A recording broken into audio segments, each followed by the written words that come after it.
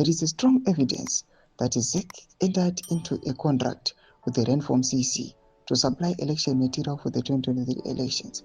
Wikino Chivayo was even photographed with Moses Mpofu at the Renform printing facility.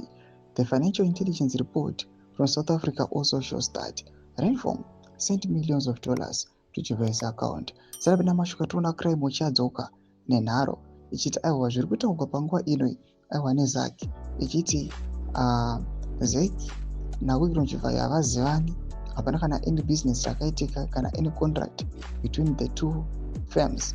Panguva ino toda kuti crime uchiuya neevidence wo ichiti aiwa unyange South Africa uko vaitori neevidence unyatsokuonekwa kunzi pane zvinhu zvakanyatsokuitiwa, pane mabusiness dealings akaitika, pane mari dzakatransfer between these two entities. Panguva ino zvinoonekwa kunzi ZEC even previously yakatombobuditsa maheadlines ichiti aiwa ine more evidence yawana pamusoro paWikino Chivayo. Subscribe or like out on the bell icon. Crime uchinoenda mberi ichiti despite all this, ZAC cleared Chivayo.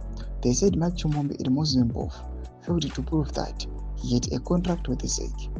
We all know Chivayo was the main person behind the 100 million tender. So the big question is ZAC saying the South Africa Financial Intelligence Center report is false?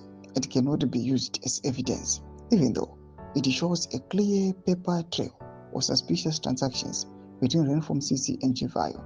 Amba post some pictures amuri kuona aiwa Wikino Chivayo pamwe some other documents amuri kuona anenge anoratidza that these are contracts or something like that.